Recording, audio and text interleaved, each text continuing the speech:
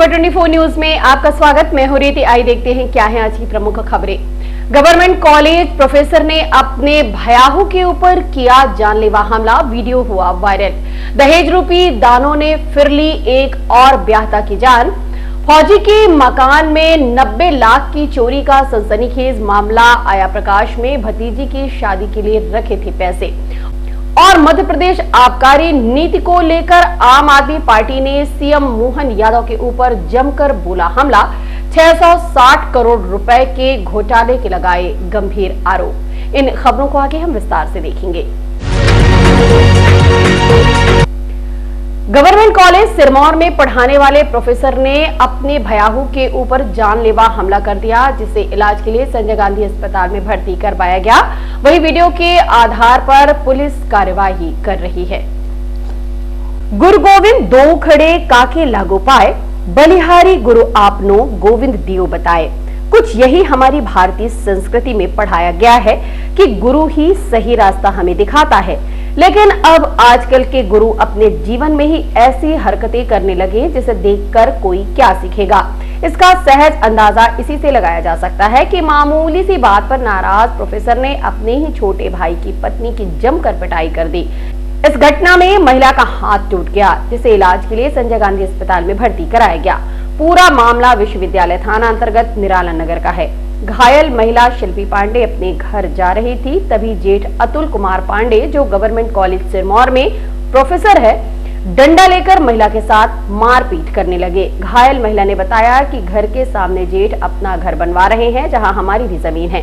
उनके लेबरों को ये कहा गया कि वो हमारी जमीन छोड़कर घर बनाएं। इस बात पर जेठ नाराज हो गए और गाली गलौज करने लगे। घर में पत्थर फेंका। उसी दौरान जब मैं घर पहुंची तो मुझ पर डंडे से हमला कर दिया, जिस पर मेरा एक हाथ टूट गया। इस पूरी घटना का वीडियो भी बना है। घायल महिला ने अपने जेठ पर कोरेक्स के आदी होने का भी आरोप लगाया है। पूरे मामले की शिकायत थाने में कर दी गई। पुलिस जांच में जुटी हुई है।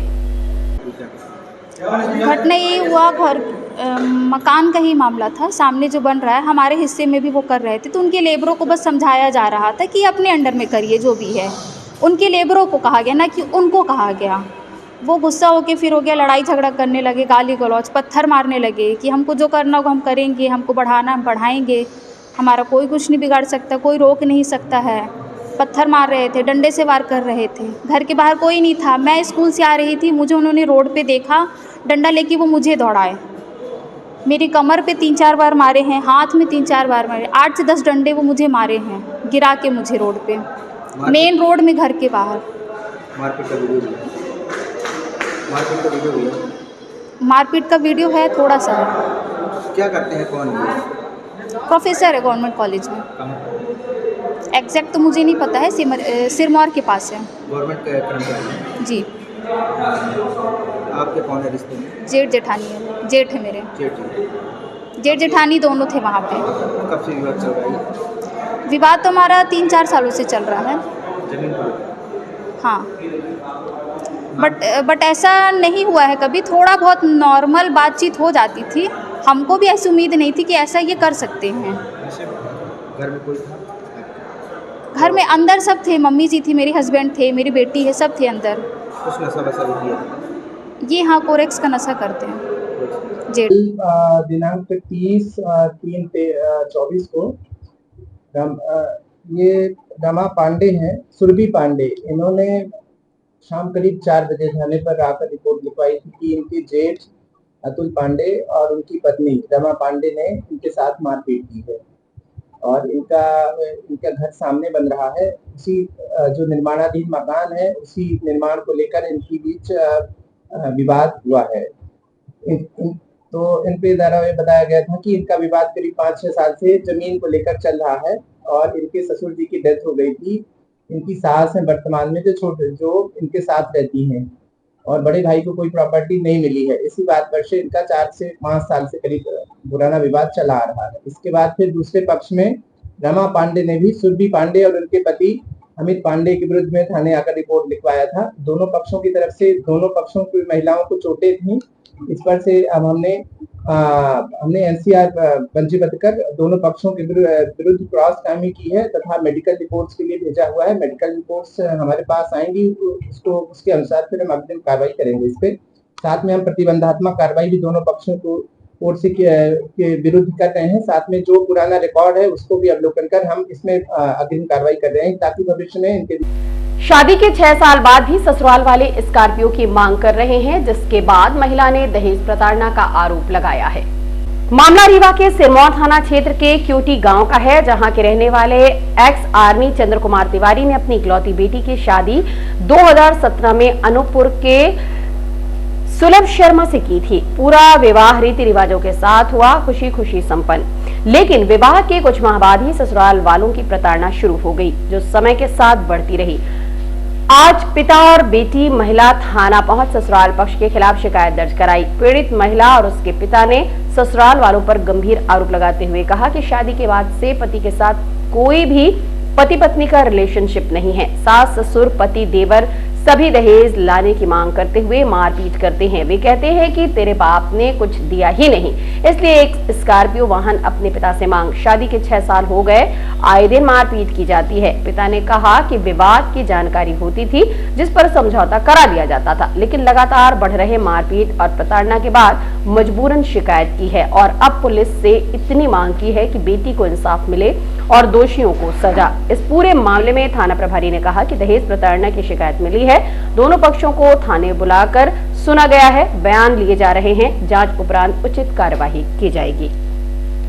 ये क्योटी क्षेत्र अंतर्गत लालगांव थाना लगता है। वहाँ से एक महिला ने अपने ससुराल पक्ष के विरुद्ध दहेज प्रताड़ना के संबंध में शिकायत दर्ज कराई है। उक्त शिकायत को हमने संज्ञान में लेकर दोनों पक्षों को, क्योंकि उसका ससुराल अनूपपुर में है, तो ससुराल पक्ष को भी बुलाया था और दोनों पक्ष को थाने बुलाकर समझाइश दी गई है, जिसमें हाँ, शादी को 7 वर्ष हो गए हैं, परंतु पति पत्नी के बीच में आपसी तालमेल और सामंजस्य अच्छा नहीं है, जिस बात को लेकर महिला ने आरोप लगाया कि 1-2 बार ये लोग मेरे साथ मारपीट कर चुके हैं, परंतु पारिवारिक सुधार के कारण मैंने कभी कोई शिकायत नहीं की है, परंतु अब वो पति के साथ रहना नहीं चाह रही है, जिस कारण से उसने थाने में शिकायत की है। दहेज की मांग कर रहे हैं, स्कॉर्पियो की भी मांग कर रहे हैं। महिला ने बताया है कि शादी के बाद से मुझे 5 लाख रुपए की मांग और एक स्कॉर्पियो गाड़ी के लिए ये लोग तंग कर रहे हैं। आगे क्या कार्रवाई की जा रही है? अभी हमने दोनों पक्ष को सुना है और आपसी तालमेल बने, क्योंकि पारिवारिक मामला है तो दोनों के बीच शादी संबंध अच्छे बने, जिसमें हम इनका मीडिएशन कराने के लिए इनको एक निर्धारित 3 मीडिएशन कराएंगे और उसके बाद जैसा भी होगा वैधानिक कार्रवाई की जाएगी। कोशिश की है, मेरी गले दबाई है और मुझे मारते हैं, मुझे पीटते हैं और मुझे बहुत प्रताड़ित करते हैं। मेरे लोग बार बार बोलते हैं कि मैं अपने पापा के यहाँ से गाड़ी ले आऊँ, जबकि मेरे पापा बहुत सामान दिए थे, जो भी दहेज में लगता है सब दबा दिए थे। फिर भी वो लोग बोल रहे हैं कि उनको गाड़ी चाहिए और वो स्कॉर्पियो मांग रहे हैं। मेरे पापा कहाँ से ला के दे, जितना दहेज देना था दे चुके थे।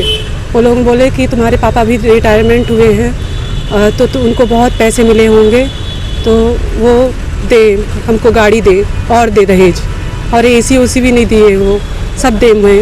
और जब मैंने ये सब वो किया तो उन्होंने मेरे साथ मारपीट करना, मेरे साथ वो करना और देवर का बुरा बर्ताव मेरे साथ, मेरा गला दबाना, मेरे साथ ज़बरदस्ती करना, मुझे प्रताड़ना देना, ये सब शुरू हो गया उनका। हस्बैंड आपके? हस्बैंड भी मारपीट करते और वो मेरे साथ नहीं रहते हैं, मेरे साथ मतलब पति पत्नी वाला संबंध नहीं रखते हैं, वो दूसरा कहीं उनका कोई चक्कर चल रहा है। और मेरे जो ससुर हैं वो इन सब चीज़ों में मतलब उनका सबका सपोर्ट रहता है, बहुत साथ देते हैं वो ये सब चीज़ों में। और ये लोग बोलते हैं कि तुम कुछ भी नहीं कर सकती हो, क्योंकि हमारे पास पैसे की पावर है, हम पैसे की पावर से कुछ भी कर सकते हैं, किसी को भी खरीद सकते हैं, कुछ भी कर सकते हैं। कितने साल हो गए शादी को आपकी? हमारी शादी को अभी 2023 में 7 साल हो जाएंगे, अभी 2024 में। बच्चे चाहिए आपके? इसमें मैंने 8 लाख रुपए नगद तिलक में और सोना और बुलेट गाड़ी और कई किस्म के जितना भी सामान था इनको दिया। इसके बाद ये जाके बच्ची को हमारे 1-2 महीने तो अच्छे से रखे सर, इसके बाद उसको प्रताड़ित करने लगे, उससे सर स्कॉर्पियो की डिमांड करने लगे गाड़ी की, और हमको फोर व्हीलर, तेरा बाप रिटायरमेंट आया है उसके पास बहुत पैसा है, ब्लोरो है, उसके पास ये है। तो बच्ची मेरी बताई नहीं, पहले माँ को बताई, 1 साल 1.5 साल बाद सहती रही उनकी प्रताड़ना। और इसके बाद 2-3 साल तक इनका सहने के बाद समाज और उसके डर से मेरी बेटी कहीं कोई कदम अपने जीवन के लिए नहीं उठाया, सहती रही, इनको बहुत प्रताड़ित किया। कई बार सास ने इसका गला भी पकड़ा। हम अपने परिवार और समाज के कई आदमियों को ले जाके इनके यहाँ समझौता का भी प्रयास किया, इनको समझाया, इनसे विनती किया। तो 1-2 महीने अच्छे से रहने के बाद फिर ये प्रताड़ित करने लगे और अभी इतना प्रताड़ित किए कि मेरी बच्ची को अभी। मनगावा थाना अंतर्गत एक फौजी के मकान में तकरीबन 90 लाख की चोरी का सनसनीखेज मामला प्रकाश में आया है। मिली जानकारी के अनुसार जिस घर में चोरों ने हाथ साफ किया वह घर हाईवे के ठीक किनारे पर ही बना हुआ है। घर पर शुक्रवार को दिन में ही चोरी की वारदात को अंजाम दिया गया। घर के चैनल गेट का ताला तोड़ बदमाश घर के अंदर प्रवेश किए। कमरे के अंदर पहुंचकर पेटी अलमारियों का लॉक तोड़कर लाखों रुपए के सोने चांदी के आभूषण बदमाश चुरा ले गए। पीड़ित के मुताबिक करीब 90 लाख रुपए के सोने चांदी के आभूषण व बक्से में रखे 55,000 रुपए नकद चोर चुरा ले गए। पीड़ित ने पूरी घटना की शिकायत मनगावा थाने में दर्ज करवाई। पुलिस अज्ञात चोरों के खिलाफ मामला पंजीबद्ध कर उनकी तलाश कर रही है। घटना के संबंध में पीड़ित शिव प्रताप सिंह पिता तिब्बत सिंह भूतपूर्व सैनिक ने बताया कि उनकी भतीजी का 18 अप्रैल को विवाह है। शुक्रवार की सुबह करीब 11 बजे उनकी बहू घर से करीब आधा किलोमीटर दूर स्थित अपने भाई के घर वैवाहिक तैयारियों में शामिल होने गई थी। जब वह शाम करीब 5 बजे वापस आई तो देखा कि चैनल का ताला टूटा हुआ है। अंदर देखा तो सभी कमरे के ताले टूटे हुए थे। पेटी, अलमारी व बक्से के लॉक भी टूटे मिले। पूरे घर का सामान इधर उधर बिखरा हुआ था। उसके द्वारा घटना की सूचना परिवार के लोगों को दी गई, जिसके बाद पीड़ित परिवार ने चोरी की सूचना मनगावा थाने में दर्ज करवाई है। उनके घर में जो बहू थी वो कहीं गांव में गई थी, बाहर ताला लगा हुआ था और वो जब वापस आए तो उन्होंने देखा कि अंदर घर में कोई कूद करके आया है और दरवाजे का ताला तोड़ करके और अलमीरा का ताला तोड़ करके और उनमें रखे सोने चांदी के उनके बहुओं के जो जेवरात थे और घर में रखा जो भी सोना चांदी का जेवर था वो चोरी करके ले गए हैं, कुछ नकदी ले गए। इसकी सूचना पुलिस को मिली थी। पुलिस ने तत्काल जो है प्रकरणबंदी किया था। हमारी पूरी एसेसरीज जो FSL टीम, डॉग स्क्वाड और फिंगरप्रिंट एक्सपर्ट्स की पूरी टीम वहाँ पे मौके पे गई थी और उनने घटना का निरीक्षण किया और थाना प्रभारी जो मनगावा है उनकी एक टीम लगी हुई है इसी उसमें और कुछ संदेहियों को पुलिस ने पकड़ा भी है, उनसे पूछताछ चल रही है और जैसा अगला अपडेट होगा वो शादी के 2 साल बाद दहेज प्रताड़ना के चलते महिला ने फांसी के फंदे पर लटक कर आत्महत्या कर ली, जिसकी हत्या का आरोप उसके परिजनों ने सास, ससुर, नंदवा पति पर लगाया है। ताजा मामला बैकुंठपुर थाना क्षेत्र के शिवपुर मोहल्ले से सामने आया है, जहां गढ़ थाना क्षेत्र के मदरी की रहने वाली ज्योति पांडे का विवाह 2 वर्ष पहले गौरव पांडे के साथ हुआ था, जिसने फांसी लगाकर आत्महत्या कर ली। हालांकि नव विवाहिता को संजय गांधी अस्पताल पहुंचाया गया था, जहां चिकित्सकों ने मृत घोषित कर दिया। घटना की जानकारी परिजनों को हुई तो उनके पैरों तले जमीन खिसक गई। परिजन बिलखते हुए अस्पताल पहुंचे और बताया कि 2 साल पहले 20 लाख रुपए का दहेज देकर शादी किया था। उनकी इकलौती बेटी थी, लेकिन ससुर राजेंद्र पांडे, ननद ज्योति पांडे, पति गौरव पांडे और उसकी सास दहेज के लिए लगातार प्रताड़ित कर रही थी। उन्हें शंका है कि उनकी बेटी की हत्या कर फांसी के फंदे पर लटकाया गया है। वहीं मौके पर पहुंचे SDOP सिरमौर ने बताया कि नव विवाहिता की मौत की जानकारी के बाद मजिस्ट्रेट के सामने बयान दर्ज कराए गए हैं। जांच की जा रही है, जो भी दोषी होगा उसके खिलाफ कार्रवाई की जाएगी। आइए सुनते हैं पीड़िता की बहन, पिता और परिजनों के साथ साथ SDOP ने मामले को लेकर क्या जानकारी दी। मेरे लड़की को मर्डर कर दिए, मार दिए, उसको जान से खत्म कर दिए। किससे शादी हुई थी, कब हुई थी? ये बैकुंठपुर राजेंद्र पांडे की बहू है, गौरव पांडे की बीबी है। ये सब मिलके इसकी लड़की शिवानी और गौरव, राजेंद्र पांडे, उसकी औरत, 4 आदमी मिलके हमारे लड़की का मर्डर किए। अब मर्डर करने के बाद उसको डुप्लीकेट बोले फांसी लगा दिए। ये फांसी लगी है पूरा थोबड़ा फूटा हुआ है, फांसी में फूटता है। आप लोग भी देखिए, सबको दिखाइए। और उसको हर हमेशा प्रताड़ित करते थे, तू या ला, पैसे ला, दौलत ला, अपने बाप के जमीन अपने नाम करवा, हमको दे।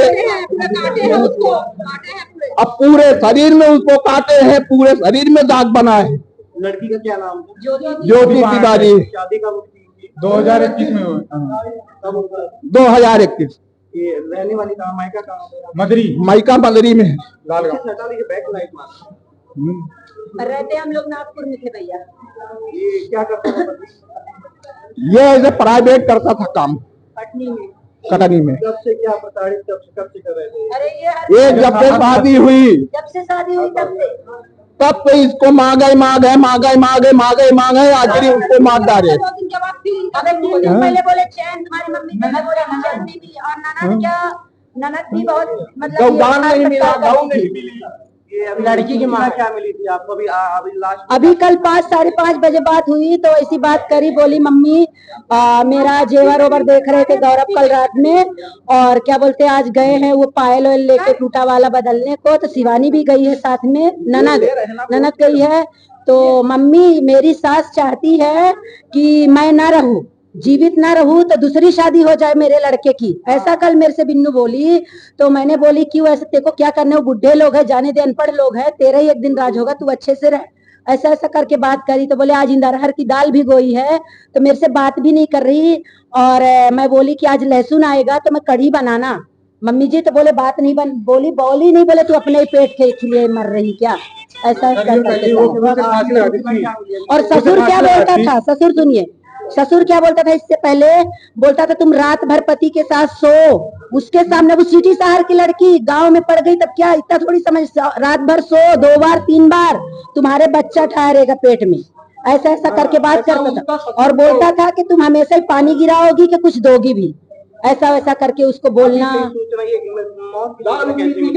मौत का सूचना 8 बजे मुझे मिली, बोले ज्योति को पता चला क्या, ज्योति फांसी लगा ली, बस इतना ही पता। और उसका लेबर बोल रहा है, उसका लेबर जब वहाँ से निकाला है तो उसका लेबर बोल रहा है कि यहाँ से ये जब उधर से निकली है तभी खत्म हो गई है, और जबकि उसके ससुर सास जो बोले हैं तो बोले कि रिवा हॉस्पिटल आने के बाद वो खत्म हुई है। आप बताइए कि अगर मरती फांसी लगा के तो दांत यहाँ काटा जाता, यहाँ काटा जाता, यहाँ पीछ में काटा जाता, जाग में काटा जाता, आप बताओ खुद। और प्लस ये है कि अगर फांसी लगाती तो यहाँ पे निशान आते पूरे, यहाँ पे बस निशान क्यों है, पूरे बॉडी में उसके निशान क्यों है, ये बताइए। बात करी नीचे आइए तब फिर अब क्या चाहते हैं आप? हम उस पर इंसाफ चाहते हैं, बस हम सजा चाहते हैं। हमको दिला के मैं उसको मारूंगा खुद ही। आज थाना बैकुंठपुर को संजय गांधी जो हमारी चौकी है उससे सूचना प्राप्त हुई कि एक महिला जिसका नाम ज्योति पांडे है, जिसकी उम्र लगभग 22 वर्ष है, उसने फांसी लगा ली, ऐसी तहरीर प्राप्त हुई थी चौकी संजय गांधी से थाना बैकुंठपुर को। तस्दीक पर पाया गया कि ये नवविवाहिता का मामला है। मुझे सूचना प्राप्त हुई, सूचना के आधार पर हम संजय गांधी आए और मजिस्ट्रेट साहब के माध्यम से जो पंचनामा की कार्रवाई है वो मायके पक्ष जो यहाँ पे उपस्थित हैं उनके समझ कराई जा रही है। जो मृतिका है उसका नाम ज्योति पांडे और 22 वर्ष उम्र है। उसका जो मायका है वो ग्राम मदरी थाना गढ़ आता है और जो उसका ससुराल है वो शिवपुरी मोहल्ला बैकुंठपुर में आता है। ऐसा मायके पक्ष वालों द्वारा बताया जा रहा है कि उसका विवाह गौरव पांडे पिता का नाम राजेंद्र पांडे जो बैकुंठपुर के हैं, उनके साथ उनका विवाह 29/11/2021 को हुआ था। मायके पक्ष वालों द्वारा ये आरोप लगाया जा रहा है कि ससुराल पक्ष वाले पति और उनके जो भी परिजन हैं उनके द्वारा लगातार दहेज की मांग की जाती थी शादी के बाद, और आए दिन मारपीट की जाती थी। उनका ये आरोप है कि दहेज की मांग को लेकर के हमारी बच्ची के साथ उन्होंने घटना की है, जिसके तहत घटना के बाद उनकी मृत्यु हो गई है। हाँ, ऐसा परिजनों द्वारा बताया जा रहा है और मैंने भी बॉडी को खोल के देखा है, मजिस्ट्रेट साहब भी देखेंगे, थोड़ा सा उसमें चोट के निशान है। अब ये तो पीएम के बाद ही पता चलेगा कि ये निशान किसके हैं, कैसे आए हैं, ये डॉक्टर की टीम ही बता पाएगी। मध्य प्रदेश आबकारी नीति को लेकर आम आदमी पार्टी ने आज सीएम मोहन यादव के ऊपर जमकर हमला बोला है। इन दिनों देश में आबकारी नीति का मुद्दा छाया हुआ है। एक और जहां दिल्ली के सीएम अरविंद केजरीवाल शराब घोटाले के मामले में ईडी द्वारा गिरफ्तार किए गए हैं, वहीं आम आदमी पार्टी ने आज एक पत्रकार वार्ता कर मध्य प्रदेश आबकारी नीति को लेकर बड़े सवाल खड़े किए हैं। उन्होंने कहा कि उज्जैन में आबकारी आयुक्त अभिजीत अग्रवाल द्वारा एक पत्र लिखकर मदिरा समूह को पुनर्गठित किया जाने का प्रस्ताव भेजा गया है, जिसमें आप पार्टी ने आरोप लगाया है कि सीएम मोहन यादव के बड़े भाई नरेंद्र यादव को सारे ठेके दे दिए गए, बाकी अन्य ठेके खत्म कर दिए गए, जो लगभग 660 करोड़ का घोटाला है। क्या कहना है पूरे मामले पर आम आदमी पार्टी का, आइए आपको विस्तार से सुनवाते हैं। आबकारी विभाग भोपाल का अभिजीत यादव जी हैं आबकारी आयुक्त, और ये पत्र है दिनांक 26/2/2024, 26 फरवरी 24। दिल्ली के सीएम पर आरोप थे कि आपने आबकारी पॉलिसी में परिवर्तन करके कुछ शराब के ठेकेदारों को लाभ दिया अनुबंध के बाद। और लाभ कैसे दिया? जो फोर्स मेजरे या आपातकालीन कोई ऐसी परिस्थिति होती जिसमें दैवी प्रकोपों के कारण कोई व्यवसाय नहीं कर पाता है एग्रीमेंट होते हुए, तो उसको रिलीफ मांगने का एक अवसर होता है। उसने सरकार से आग्रह किया, सरकार ने ईज ऑफ डूइंग बिजनेस के तहत उनके बारे में कुछ बेहतर सोचने का प्रयास किया और अच्छा व्यापार कर सके आबकारी व्यापारी, इसके नाते उनको कुछ लाभ देने का प्रयास किया। जब लॉकडाउन चल रहा था उस पीरियड में व्यवसाय की कमी आने के कारण वो एक वाजिब था। बाद में ईडी के एवं अन्य विपक्षी दलों के बहुत तरह के आरोप थे कि आपने सर्टेन लोगों को चिन्हित करके ये व्यवसाय किया। अब हम आपको मध्य प्रदेश का एक विषय दिखाना चाहते हैं। ये पत्र आप लोगों को मैंने थोड़ी देर पहले एक बार अवलोकन करने के लिए कहा था। ये आबकारी नीति मध्य प्रदेश की आबकारी नीति थी, जिसमें उन्होंने तय किया था कि एक दुकान से 4 दुकानों तक का हम एक लॉट बना के छोटे व्यापारियों को भी शराब की दुकान ठेके के द्वारा सौंपेंगे। ये नीति से डिविएशन लिया है इस पत्र में आबकारी आयुक्त। उन्होंने कहा कि जिस जिले में कोई क्राइटेरिया नहीं फिक्स किया, किस जिले में, रादर हमारी इच्छा से चयनित जिले में हम ये व्यवस्था खत्म करके पूरे जिले की सारी दुकानें इकट्ठा करके सिंगल पार्टी को टेंडर करेंगे। ये बदलाव किया गया मध्य प्रदेश की नीति में। नीति में बदलाव नहीं किया, एक ऑर्डर है एग्जीक्यूटिव अधिकारी का, उन्होंने ये उज्जैन जिले के लिए लागू किया। उज्जैन जिले की सारी दुकानें इकट्ठी करके एक बिड बनाई गई 660 करोड़ रुपए की। उसमें ठेके आमंत्रित किए गए, ठेकों में से केवल एक पार्टिसिपेंट आया, मात्र एक कंपनी आई। बाकी लोगों को संभवतः मना किया गया या रोका गया, इसके एविडेंसेस मेरे पास नहीं है, पर व्यवस्था ऐसे काम करती है।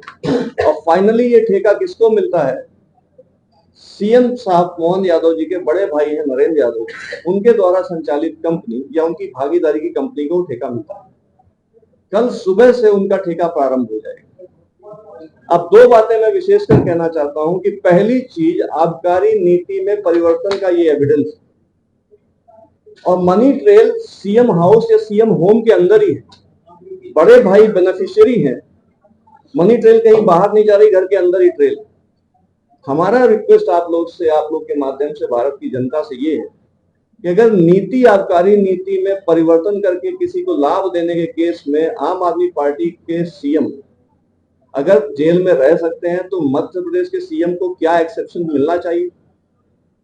क्या वो इन कानूनों से इम्यून है कि उनके खिलाफ कोई कार्रवाई नहीं की जाएगी?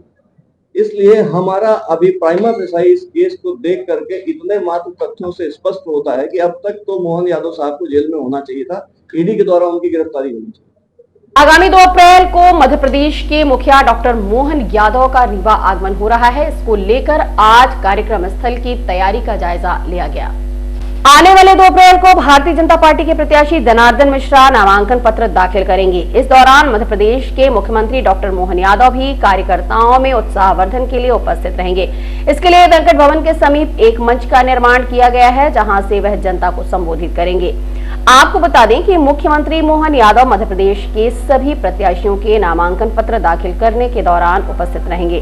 आज कार्यक्रम की तैयारी के दौरान भारतीय जनता पार्टी के लोकसभा प्रभारी राम लाल रौतेला उपस्थित रहे। कार्यक्रम की तैयारी को लेकर हमने उनसे चर्चा की। क्षेत्र के लोकप्रिय सांसद सम्मानित जनार्दन जी मिश्र 2 तारीख को जिला निर्वाचन अधिकारी के समक्ष अपना नामांकन दाखिल करेंगे और उस नामांकन दाखिल करने के पूर्व इस स्थान पर एक विशाल आम सभा होगी। प्रदेश के यशस्वी मुख्यमंत्री डॉक्टर मोहन यादव जी इस सभा को संबोधित करेंगे। हमारे क्षेत्र के लोकप्रिय विधायक प्रदेश के उप मुख्यमंत्री आदरणीय श्री राजेंद्र शुक्ल जी भी इस सभा को संबोधित करेंगे। साथ ही पूरे संसदीय क्षेत्र के समस्त सम्मानीय विधायकगण रहेंगे। दोनों जिले के सम्मानीय जिलाध्यक्ष भी रहेंगे। साथ ही अन्य वरिष्ठ कार्यकर्ता भी इस मंच पर मौजूद रहेंगे। यहाँ से संबोधन के पश्चात माननीय मुख्यमंत्री जी एक रथ यात्रा के माध्यम से कलेक्टर सभागार तक एक जुलूस के शक्ल के रूप धारण करके वहाँ तक जाएंगे। और इस निमित्त ये तैयारी के संदर्भ में मैं हमारे लोकसभा क्षेत्र के संयोजक प्रबोध जी, आदरणीय हमारे योगेंद्र शुक्ल जी, हम सब लोग यहाँ पर बैठे हैं। उस तैयारी के संदर्भ में जायजा लेने हम सब लोग यहाँ पर आए हैं। नहीं, केवल लोकसभा क्षेत्र के प्रमुख कार्यकर्ता रहने वाले हैं। प्रमुख कार्यकर्ता को हम लोगों ने बुलाया है। अब वो प्रमुख कार्यकर्ता यहाँ रहेंगे कि यहाँ से संबोधन के पश्चात कलेक्ट्रेट में सभा समापन होगा। और हम मिलते एक छोटी सी ब्रेक के बाद। Pentium point group of institutions, a key to success. जी हाँ, Pentium point group of institutions, जहाँ पर आपको मिलते हैं BA LLB 5 year full time programme, LLB 3 year full time programme, bar council of India से मान्यता प्राप्त हैं। MBA के 2 year full time programme AICTE new Delhi से मान्यता प्राप्त हैं। Pentium point college of pharmacy, T pharma 2 year full time programme, PCI new Delhi द्वारा मान्यता प्राप्त। पेंटियम पॉइंट टेक्निकल कॉलेज में स्नातक व स्नातकोत्तर की सभी पाठ्यक्रम संचालित हैं, जिनमें प्रवेश प्रारंभ है। हमारा कॉलेज कोड है P500। याद रखिए, सामान्य वर्ग BPL कार्ड धारकों को शिक्षण शुल्क में छूट व SC ST OBC छात्रों को मध्य प्रदेश शासन की नियमानुसार छात्रवृत्ति। आप संपर्क कर सकते हैं हमारे हेड ऑफिस में, जो है हेडगेवार नगर रेडियो कॉलोनी के सामने रीवा, और कॉलेज कैंपस में, जो है करहिया सिमरिया रोड और हरदी सिमरिया रोड रीवा में। अधिक जानकारी के लिए हमारे फोन नंबर पर संपर्क कर सकते हैं। हमारा फोन नंबर है 07662438035। मोबाइल नंबर पर भी संपर्क किया जा सकता है, जो है 9992084439।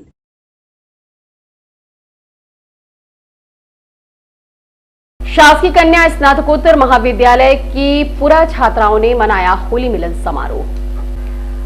विगत दिवस शासकीय कन्या स्नातकोत्तर महाविद्यालय की पूर्व छात्रा संगठन द्वारा गरिमामयी आयोजन कर गुलाब व रंग बिरंगे फूलों से सजी होली मिलन समारोह का सुंदर अभूतपूर्व आयोजन किया गया, जिसमें संरक्षक मीना सिंह, पूर्व छात्रा संगठन की अध्यक्ष अर्चना सिंह, उपाध्यक्ष सुधा सिंह, सचिव डॉक्टर आरती तिवारी, कोषाध्यक्ष अनीता श्रीवास्तव, सह सचिव अनुराधा शुक्ला व सदस्य चेतना मिश्रा के सहयोग से हुआ। कार्यक्रम का विधिवत आगाज आई हुई पूर्व छात्राओं को तिलक लगाकर एवं पुष्प गुच्छ समर्पित कर किया गया। तत्पश्चात अध्यक्ष ने वाणी से सभी का स्वागत किया व अनुरोध किया कि पूर्व छात्राओं के संगठन को एक एक कड़ी जोड़कर मजबूत बनाया जाए। तत्पश्चात रंगारंग कार्यक्रम, जिनमें नृत्य, गीत, संगीत, कविता व चुटकुलों का दौर शुरू हुआ, जिसमें सभी ने एक से बढ़कर एक प्रस्तुतियां दी। इस बीच कई पूर्व छात्राओं ने अपने कॉलेज के दिनों को याद करते हुए खूब चुटकियां भी ली। इसके बाद कई खेलों का आयोजन किया गया, जिसमें सभी ने खूब आनंद उठाया। विजेताओं को पुरस्कार भी प्रदान किए गए। कार्यक्रम का समापन गुलाब व फूलों की पंखुड़ियों की होली व हुड़दंग के साथ हुआ, जिसमें सभी पूर्व छात्रों ने अपने अपने अंदाज में नृत्य कर अपने पुराने दिनों को याद किया।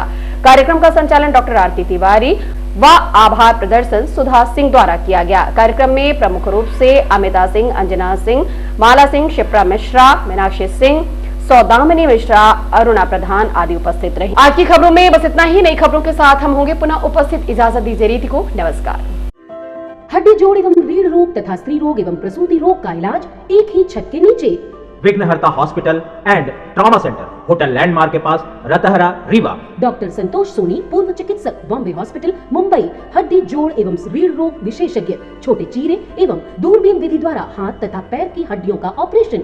गठिया बात, जटिल एवं बिगड़े हुए फ्रैक्चर का बेहतर इलाज करते हैं डॉक्टर संतोष सोनी। विघ्नहर्ता हॉस्पिटल ट्रॉमा सेंटर में ही स्त्री एवं प्रसूत रोग विशेषज्ञ डॉक्टर शैलजा सोनी भी उपलब्ध हैं, जिनकी देखरेख में नॉर्मल डिलीवरी, सिजेरियन ऑपरेशन एवं बच्चेदानी से संबंधित ऑपरेशन की बेहतर सुविधा। संतानहीन दंपत्ति तत्काल संपर्क करें। विघ्नहर्ता hospital and trauma centre, hotel landmark के पास, रतहरा, रीवा। सुविधाजनक एवं सफल इलाज हेतु आज ही संपर्क करें। विघ्नहर्ता hospital and trauma centre, hotel landmark के पास, रतहरा, रीवा। मोबाइल नंबर 7828781983 अथवा 8462956774 पर।